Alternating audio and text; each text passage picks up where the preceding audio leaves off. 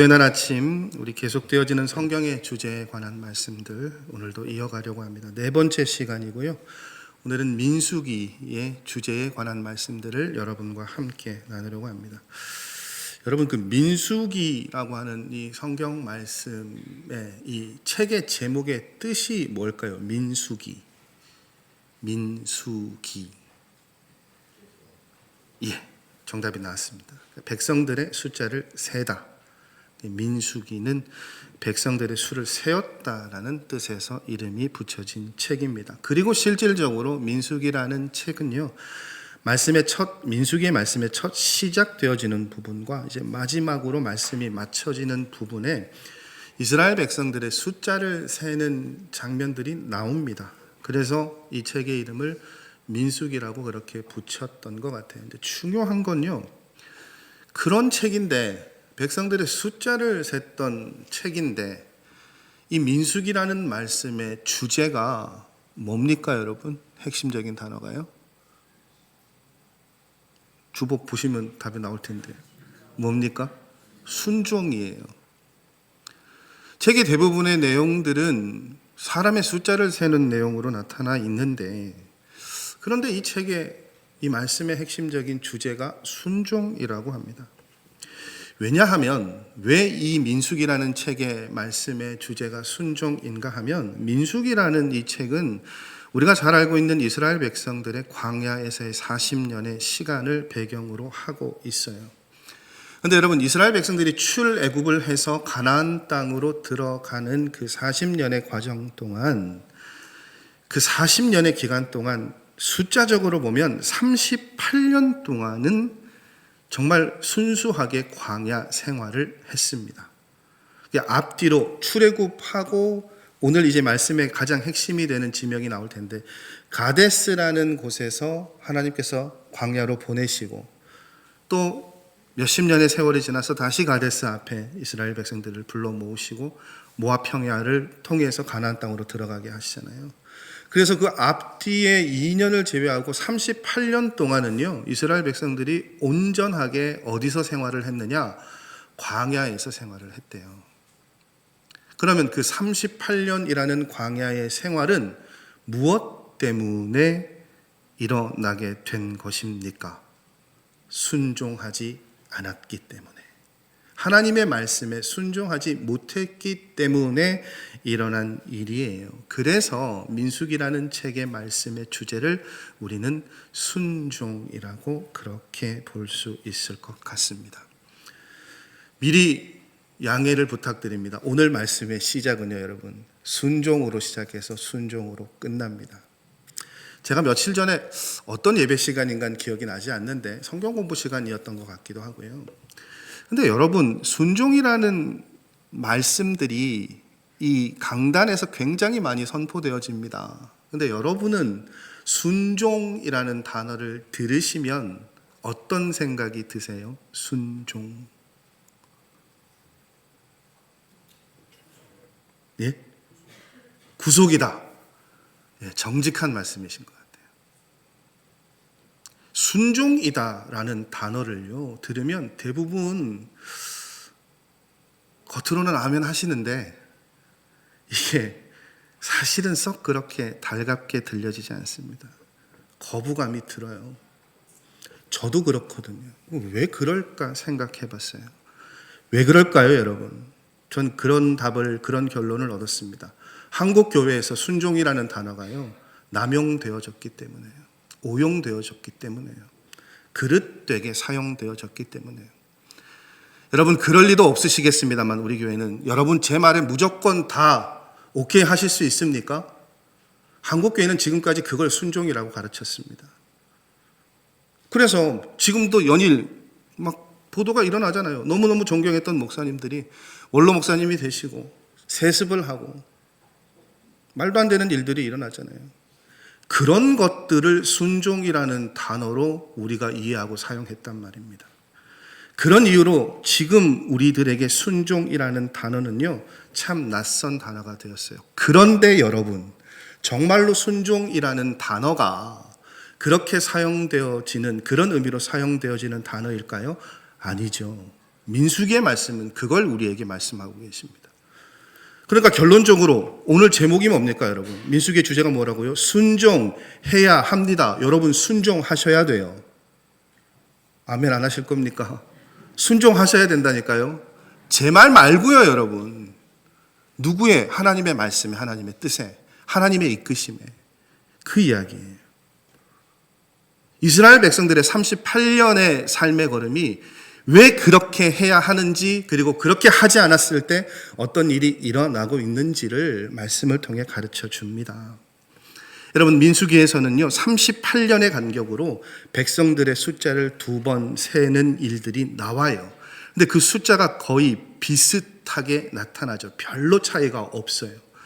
이게 참 신기한 노릇이죠, 여러분. 왜냐하면 최초에 요셉을 통해서 야곱의 가족이 이스라엘 땅에 애굽 땅에 들어갔을 때 그 숫자가 몇 명이었습니까? 70명이었습니다. 그리고 출애굽해서 광야에 나올 때 숫자는요, 대략 추정하기를 200만 명 정도라고 하죠. 굉장히 기하급수적으로 그 숫자가 늘었잖아요. 폭발적으로 성장했죠. 그런데 광야에서 38년을 지나는 동안 그 인구가 거의 차이가 없어요. 참 이상한 노릇이죠. 왜 그런가 하면 여러분, 이 인구 계수에는 가나안 땅에 들어가기 위한 준비로 하나님께서 인구를 조사하는 것을 시키셨어요. 가나안 땅에 들어가서 일어날 전쟁을 준비하고 지파별로 땅을 배분할 것을 생각해서 그것을 목적으로 계수하게 하셨어요.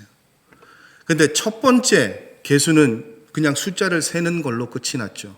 왜요? 그리고 난 다음에 38년을 광야에서 돌았잖아요. 여러분, 왜 이런 일들이 일어납니까? 이스라엘 백성들이 하나님의 말씀을 따르지 않았기 때문이에요. 순종하지 않았기 때문이에요. 그리고 38년이 지나가죠.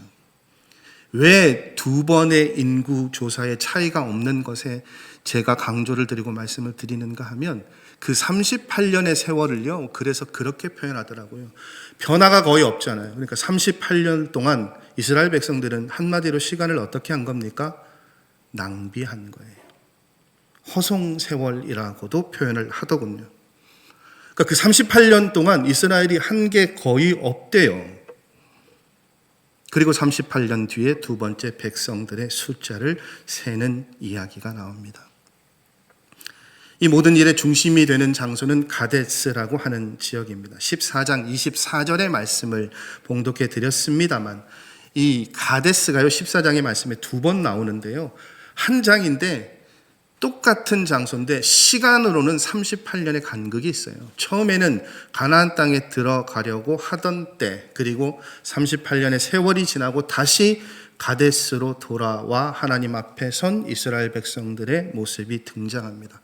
가데스로부터 시작해서 다시 가데스로 오는 동안 몇 년의 시간이 걸렸다고요, 여러분? 38년이요. 그럼 왜 그런 일들이 일어났을까요? 처음 가데스에 왔을 때 이스라엘이 어떻게 했습니까? 처음 가데스에 왔을 때 이스라엘이 직면하고 당면하고 있는 과제는 이제 조금만 있지 않으면 가나안 땅에 들어가는 거예요. 그래서 정탐꾼들도 보냈죠. 그리고 그 여러 가지 이야기를 들었습니다. 10대 2로 의견이 나뉘었어요. 그런데 분명한 것은요, 사람들의 숫자가 중요한 게 아니라 그들의 나뉜 생각을 보시고 하나님은 분명히 하나님의 뜻과 하나님의 계획을 말씀하셨습니다. 그런데 이스라엘 백성들의 선택은요, 하나님께서 이스라엘 백성을 분명히 가나안 땅으로 인도하시겠다고 말씀하셨잖아요. 가데스에 들어와서 처음 하신 말씀입니까? 이 하나님의 계획과 하나님의 약속하시며?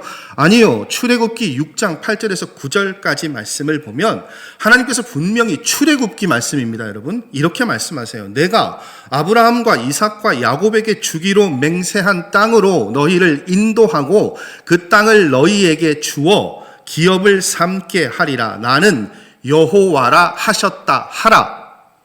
모세가 이렇게 하나님의 말씀을 전했어요. 그런데 이어지는 출애굽기 6장 9절의 말씀을 보면 모세가 이와 같이 이스라엘 자손에게 전하나 그들이 마음의 상함과 가혹한 노역으로 말미암아 모세의 말을 듣지 아니하였더라. 출애굽하기 전의 일이죠. 모세를 통해서 자꾸 출애굽하는 일들이 시도되어지니까 바로가 어떻게 합니까? 더 이스라엘 백성들을 괴롭히잖아요.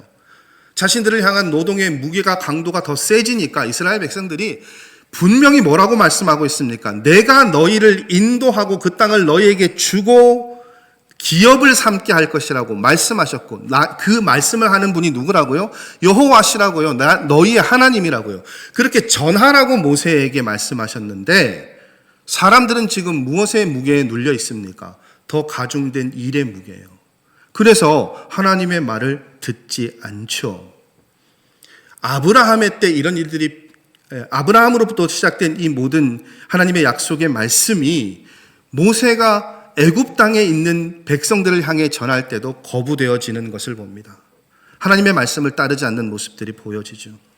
그리고 지금은 한참의 시간이 지나서요, 이제 출애굽하고 가나안 땅을 눈앞에 두고 있잖아요. 목전에 두고 있잖아요. 그런데 또 이스라엘 백성들은 하나님의 말씀에 어떻게 합니까? 반응하지 않습니다. 순종하지 않아요. 왜 따르지 않고 반응하지 않고 순종하지 않았을까요? 정탐꾼들의 이야기를 보면 힌트가 나오죠. 가나안 땅이요, 여러분, 굉장히 비옥하대요. 좋은 땅이라는 얘기죠. 농사 짓기도 좋고 좋은 열매가 나는 땅이에요. 얼마나 좋은 환경을 가지고 있습니까? 그런데 10명의 정탐꾼이 얘기를 하죠. 그만큼 땅이 좋으니까 누가 있는 거예요? 이미 그 땅을 차지하고 있는 원주민들이, 장대한 원주민들이 버티고 있는 거예요. 그 이야기를 듣고 이스라엘 백성들이 어떻게 합니까? 절망하죠. 힘센 민족이 있다는 얘기를 들으니까 겁이 나죠. 그래서 그들의 선택은 무엇이었습니까? 가나안 땅을 들어가는 겁니까? 아니요. 들어가지 말자고 이야기를 하잖아요. 그러면 중요한 건 가나안 땅을 보았을 때 그것을 보고 온 10명의 정탐꾼들의 이야기를 들었을 때 왜 이스라엘 백성들이 하나님의 말씀을 따르지 않았을까요? 갑자기 잘 지내다가요, 여러분, 불순종하고 싶은 마음이 생겨서 그런 마음이 들었을까요? 아니에요. 여러분, 오늘도 마찬가지지 않습니까? 우리가 몸된 교회를 섬기고 따라가는데요, 의견이 다를 수 있고 순종하지 않는 걸음들이 분명히 있어요. 근데 여러분, 저는 그렇게 불순종하게 반응하시는 분들도요, 처음부터 그렇게 난 이거 아닌 것 같아, 교회가 아무리 뭐라고 해도 난 이거 안 할 거야, 그렇게 말씀하시고 그렇게 생각하시는 분 없으실 것 같아요. 근데 실질적으로는 그런 일들이 일어난단 말이죠. 순종하지 않는 일들이 일어나요. 왜 불순종했을까요? 이유는 딱 한 가지입니다. 그 모든 판단과 생각의 기준에 무엇보다 무엇이 컸기 때문입니까? 하나님의 말씀보다 눈에 보이는 환경이나 조건이 더 컸기 때문이죠. 그것에 영향을 받았기 때문이죠. 분명한 것은요, 여러분, 출애굽기부터 지금 레위기, 민수기, 신명기, 모세오경의 말씀을 계속해서 보면 하나님은 한결같이 말씀하십니다. 어떤 말씀이요? 너희에게 이 땅을 주겠다고요. 너희의 기업이 되게 할 것이라고 말씀하시죠. 그리고 여러분, 적어도 민수기의 이 가데스의, 처음 가데스의 선 이스라엘 이 민족들의 여정을 보면 그 말씀 붙잡고 여기까지 온 거잖아요. 그게 아니면 이스라엘 백성들이 뭐하러 출애굽해서 여기까지 오겠습니까? 그들이 불평하고 원망할 때마다 늘 쓰는 18번 있잖아요. 뭡니까? 애굽에서는 우리가 훨씬 더 잘 먹었는데, 잘 살았는데 뭐하러 나옵니까? 사실은 나오게 한 동기가 하나님의 말씀이거든요. 그 말씀 따라 왔거든요. 그런데 그 말씀 따라 여기까지 왔는데 무엇 때문에요? 가나안 민족을 보니까, 눈앞에 놓여지는 상황을 보니까, 환경을 보니까 하나님의 말씀이 사라진 거예요. 뭐에 꽂힙니까? 가나안 민족의 강함에 꽂히게 되는 것이죠. 그걸 그렇게 표현하더군요. 하나님의 말씀이 있었던 자리가 있는데 그걸 비운 거예요. 그리고 거기에 무엇을 넣습니까?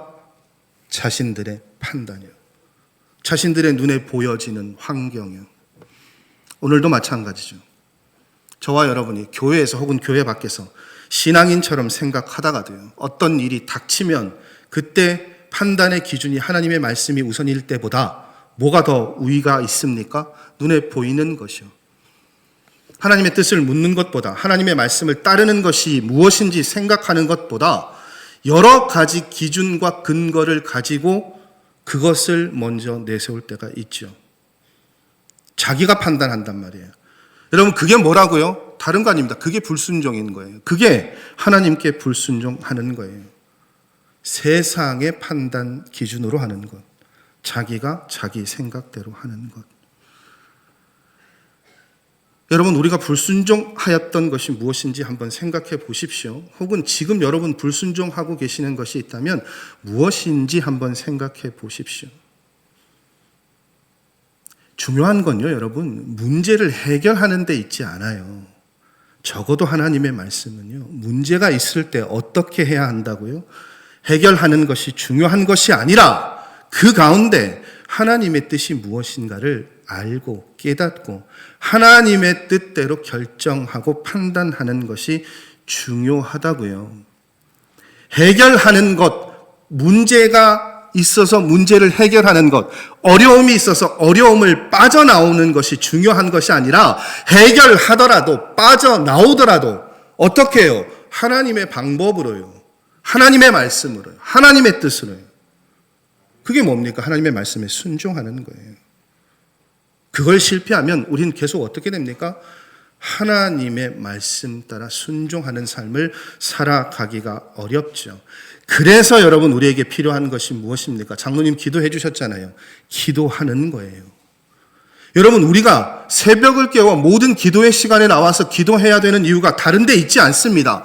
우리가 기도해야 되는 이유는요, 하나님, 지금 내 눈앞에 마주한 이 모든 상황 가운데 하나님의 뜻이 무엇입니까?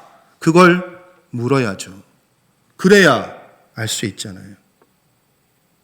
그러니 여러분, 기도하지 않으면, 하나님 앞에 엎드리지 않으면 우리도 모르게 어떻게 해요? 우리가 불순종할 때가 참 많이 있습니다. 기도하면서도 불순종하는 삶이 너무 많거든요. 근데 기도하지 않는데요. 그 말에 뭐합니까? 그렇지 않습니까? 기억하십시오, 여러분. 기도함으로 순종할 수 있어야 돼요. 내 마음을 뺏어가는 여러 가지 상황들로부터 하나님의 말씀을 붙잡고 지키고 따르려면 기도하십시오. 그리고 하나님의 말씀을 따르는 삶을, 순종하는 삶을 결단하고 선택하실 수 있는 저와 여러분의 삶의 걸음이시기를 원합니다. 왜냐하면 순종하지 않았을 때 이스라엘 백성들이 이 겪었던 38년의 시간이 너무너무나도 여러분 어떻게 느껴지세요? 안타깝게 느껴지지 않으세요? 여러분, 38년이란 물리적인 시간이 허송세월이라는 한 단어로 그냥 그렇게 지나가 버립니다. 얼마나 안타까운 시간입니까? 그 수많은 사람들의 시간이. 그게 다 무엇 때문이라고요? 하나님의 말씀을 따라가지 못했으니까 일어난 일이란 말이에요. 그들이 하나님의 말씀에 순종했다면 38년 전에 이스라엘 백성들은 가나안 땅을 어땠을까요? 점령했을 겁니다. 근데 순종하지 못하니까요. 그들에게 돌아온 삶의 자리가 어떤 자리였습니까? 광야에서의 38년의 시간이었잖아요. 여러분, 이걸 타임테이블로 정리를 해보면 이스라엘 백성이 출애굽을 하고 먼저 간 곳이 어디입니까? 시내 광야예요. 그곳에서 1년 정도의 시간을 보내면서 뭘 했습니까? 하나님의 말씀을 배웠단 말이에요. 하나님 주신 율법을 함께 나누었습니다. 성막을 준비했어요. 하나님을 예배하는 삶이 되기 위한 준비를 했습니다. 그 과정을 마치고 간 곳이 어디입니까? 가데스란 말이에요. 말씀을 들었고 말씀을 배웠고 하나님을 예배하기 위한 준비도 마쳤고 예배하는 삶을 드리고 있습니다. 그런데 그리고 이제 가나안 땅에 들어가기만 하면 되는데 가나안의 입구라고 불리는 가데스에서 그들의 걸음이 멈췄어요. 가나안 땅에 들어가지 못하고 다시 광야로 돌아갑니다. 그리고 38년이 지나고 다시 가데스로 왔어요. 그리고 두 번째는요, 가나안의 동쪽 땅으로 들어가기 위해서 모압 평야로 이들의 걸음을 옮깁니다. 그건 40년 가운데 마지막 몇 달 동안에 일어난 일이라고 해요. 그러니까 출애굽하고 가데스에 가서 돌아와서 다시 모압 평야로 가기까지의 그 앞뒤의 시간은요 2년 정도 된다고 해요. 40년의 시간 동안, 그럼 38년은 무슨 시간을 보냈다는 겁니까? 광야에서 보냈단 말이에요. 여러분, 민수기의 말씀은 그 광야 생활 40년을 다루고 있습니다. 그런데 민수기에 나와 있는 사건들은요 대부분 제가 앞서 말씀드린 그 전후의 2년의 내용들을 다루고 있어요. 그럼 38년이라는 그 긴 시간 동안, 허송세월을 보내는 그 긴 시간 동안 이스라엘 백성들에게 일어난 일들은 무슨 일들이 일어났을까요? 어떤 일들이 일어났을까요? 민수기의 말씀은 38년의 시간 동안 일어난 일을 딱 한 사건만 기록하고 있습니다. 그게 무슨 사건인 줄 아세요, 여러분?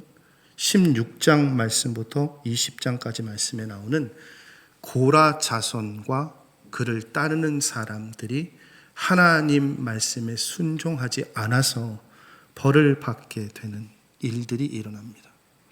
표면적으로는 하나님의 말씀에 순종하지 않았지만 그것이 결국 무엇을 통해 나타납니까? 제사장 아론의 권위에 대항하는 일들. 그래서 아론이 무슨 일을 해야 하는 사람이고 제사장의 직무가 무엇이고 그런 것들을 설명하는 것이 16장에서 20장 말씀에 나타나고 있어요. 그게 참 놀라운 게요. 38년 기간 동안 이 사건만이 유일하게 나타난 것입니다. 그러면 그 38년 동안 무슨 일이 일어났습니까? 그 38년의 시간 동안 처음 가데스에서 정탐꾼들의 얘기를 듣고 불순종했던 이스라엘의 성인들은 모두 어떻게 됐습니까, 여러분? 죽었습니다. 누구와 누구만 빼고요? 여호수아와 갈렙만 빼고요. 그러니까 얼마나 안타까운 시간이에요. 그래서 여러분, 민수기라는 말씀을 보면 가장 많이 등장하는 표현들, 가장 많이 등장하는 감정적인 것들, 부딪힘들, 그게 어떤 단어들로, 어떤 것들로 설명되어지는 줄 아세요? 불평하고 원망하는 거예요. 끊임없이 이스라엘 백성들이 원망하고 불평합니다. 모세를 향해, 아론을 향해, 하나님을 향해 불평하죠. 불평이 커져서 반역을 하게 되는 겁니다. 순종하지 않는 마음이 불평하게 되고요. 순종하지 않기 때문에 그걸 어떻게 해요? 말로, 행동으로 옮기게 되죠. 그래서 이들의 아픈 역사가 우리에게 반면적으로 그런 권면을 주는 것 같습니다. 여러분, 하나님의 말씀에 순종하기 위해서는 우리에게 필요한 게 뭘까요? 불평하는 마음과 말의 습관을 버리는 것이죠. 마음이 불평하고 있고 불순종하고 있다면 그걸 버려야 돼요. 여러분, 간곡히 말씀드립니다. 불평하고 원망하는 일들을 삶의 자리에서 버리십시오. 하나님께서 다스리시는 이 땅 가운데 우리의 삶이고 하나님께서 창조하신 모든 것들이잖아요. 불평할 이유가 어디 있습니까? 근데 여러분 어떻게 해요? 우리는 모든 것들을 원망과 불평으로 일삼을 때가 많아요. 제가 말씀드렸죠. 저희 어머니가 제가 밖에 나갔다가 청년 시절에 추워 죽겠어요 그러면 그런 말 하지 말래요. 하나님이 만드신 세상인데 그런 말 하면 안 된대요. 여러분, 이게 이해가 되어지십니까? 내가 추워 죽겠는데 그게 하나님하고 무슨 상관이 있어요? 근데 그렇게 말하지 말라고 그러시더라고요. 죽겠네 하지 말래요. 죽게 있네라고 하래요. 말이 됩니까? 아멘, 저보다 믿음 좋으시네요. 저는 그거 안 되더라고요. 너무 억지스럽잖아요. 그런데 시간이 지나니까 왜 그렇게 말씀하셨는지 그 의미들은 완전히는 아닌데요, 어렴풋이는 깨닫겠더라고요. 하나님께서 만들어 놓으신 모든 것이거든요. 한간 날씨뿐만 아니라요, 우리가 마주하고 있는 모든 상황들, 관계들 다 하나님께서 만드신 거잖아요. 주관자가 누구시라고요? 하나님이시란 말이에요. 여러분, 그런데 그 하나님께서 다스리시는 것도 불평하는데 사람이 하는 일에는요. 그러니까 어떻게 해요? 불평하고 원망하는 일들이 쌓이고 쌓이죠. 여러분, 앞서 말씀드렸잖아요. 목회자라서 무조건이 아니라 하나님의 몸된 교회를 영적으로 이끄는 사람이니까 제가 하는 말들은 어떻게 해요? 차마 저는 아직도 순종은 낙한지로서 못 쓰겠습니다. 존중해 주십시오. 제가 잘났고 못났고가 아니라 하나님께서 맡겨주신 일들이 있고 그 일들에 관해서는 존중해 주셔야죠. 순종해 주셔야죠. 여러분, 정권이 바뀌고 바뀌죠. 여러분, 마음에 들지 않는 대통령이라고 해서 마음대로 우리가 그렇게 행동합니까? 아니요. 제가 이번 정권의 대통령 혹은 이전 정권의 대통령 다 마음에 들겠습니까? 아닐 수도 있잖아요. 그렇다고 해서 정부가 하는 모든 국가의 정책들을 강단에서 제가 하지 마십시오라고 말씀드린 적이 있습니까? 아니요. 잘못되어졌더라도 따를 건 따라야 된단 말이에요. 여러분, 교회 안에 수많은 기관들이 있습니다. 누굴 따라가셔야 되겠습니까? 리더자를 따라가셔야죠. 찬양대는 우리 장로님은 제가 보기에 굉장히 리더십이나 장악력이 좋으신 것 같은데, 여러분, 제가 여기서 이렇게 서서 보면 우리 찬양대 뒤통수만 저는 보잖아요, 찬양할 때. 근데 여러분들이 정말 장로님을 향해 집중하시는 게 느껴져요. 잘하시는 거예요. 여러분, 새해가 됐고 각 기관들이, 자치기관들이 분명히 리더들이 바뀌셨죠. 여러분, 그렇잖아요. 매번 여전도회 회장님이 작년도 회장님보다 모든 걸 다 잘하실 수 있습니까? 부족하실 수도 있고요. 좀 모자라고 아쉬운 부분도 있을 수 있어요. 그래도 어떻게 해요? 따라야죠. 그게 뭡니까? 순종이란 말이에요. 여러분, 그것을 오늘 24절 말씀이, 봉독해드린 24절 말씀이 이렇게 정의 내리고 있죠. 그러나 내 종 갈렙은 그 마음이 그들과 달라서 나를 온전히 따랐은즉 그가 갔던 땅으로 내가 그를 인도하여 드리리니 그의 자손이 그 땅을 차지하리라. 갈렙은 마음이 달랐대요. 이스라엘 백성들과요. 어떻게 달랐습니까? 나를 온전히 따랐대요. 하나님 말씀하시잖아요. 하나님께 순종했던 갈렙이잖아요. 그렇게 순종했기 때문에 갈렙에게 하나님께서 특별한 은혜를 주셨죠. 여러분, 기억해야 될 것은요, 우리의 죄값이 없어진다고 해서 죄책도 없어집니까? 아니요. 죄의 값은 오직 피잖아요. 그래서 죄가 없는 예수님의 피가 우리의 죄값이 될 수 있었어요. 그 예수님이 흘리신 피 때문에 우리는 죄의 용서함을 받았습니다. 근데 우리가 착각하는 지점이 있죠. 그렇게 예수님의 대속의 사역으로 우리의 죄의 값이 치루어졌고 죄의 용서함을 받았다고 해서 죄에 대한 책임도 없어지느냐? 아니란 말이에요. 죄 책임 뭡니까, 여러분? 죄에 대한 책임이에요.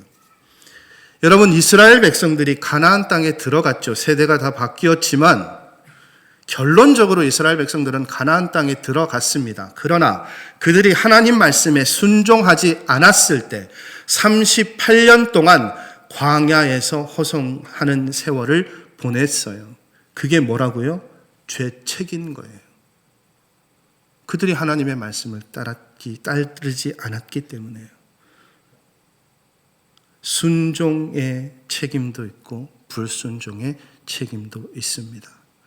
중요한 건 순종할 때 하나님의 역사를 이루어 간다는 거예요. 하나님이 계획하시고 하나님이 작정하신 이스라엘 백성이 가나안 땅으로 들어가는 일을요, 가능하게 했던 게 뭡니까? 이스라엘 백성들의 순종이었어요. 여러분, 우리가 순종하지 않으면, 하나님 말씀을 따라가지 않으면, 여러분, 우리가 그렇게 기도하고 바라고 소원하는 우리 가정과 우리 삶과 우리 교회에 이루실 하나님의 역사가 이루어질까요? 안 이루어집니다, 여러분. 민수기의 말씀이 그걸 증명하고 있어요. 여러분, 마음에 들지 않을 때가 있죠. 그런 부분들 있잖아요. 옛날에 그런 거 있어요. 막 저희 부교육자들이 한 막 20명, 30명 되는 교회에 있을 때 제일 리더가 되는 목사님이 쉬는 날 뭘 하재요. 근데 하고 많은 것 가운데 등산을 하자는 거예요. 저 등산 정말 안 좋아하거든요. 그러니까 출발할 때부터 올라가는 내내 여러분 제 표정이 어땠을까요? 씹은 표정이죠, 여러분. 근데 그러고 내려오고 식사하고 집에 가는 동안 제 그 불쾌한 표정이 제가 나중에 그 자리에 가서 똑같은 일을 해보니까 얼마나 그 앞에 있는 사람을 힘들고 어렵게 했을까 그 생각이 들더라고요. 전체 안에 나랑 좀 뜻이 다르더라도 또 전체가 선택하고 가는 길이 있으면 그 전체를 위해서 어떻게 해요? 적극적으로 따라가는 일도 순종의 한 걸음입니다. 구별하고 분별하셔야 할 것은 순종이라는 이름으로 하나님의 말씀을 따라가는 것이 아니라 순종이라는 이름으로 하는 것 없이 내 생각대로 내 판단대로 삶을, 가정을, 자녀들의 모습을, 교회를 그렇게 바라보고 계시지 않은지 돌아보십시오. 민수기의 말씀은 그걸 우리에게 점검하게 해주고 있습니다. 여러분, 우리는 당연히 하나님께 순종해야 하는 존재들이고요. 순종해야 하는 것이 많이 있어요. 목사님, 나는 그게 잘 안 돼요. 그러면 연습하십시오. 노력하십시오. 말씀 읽으시고 기도하시면서 변하십시오.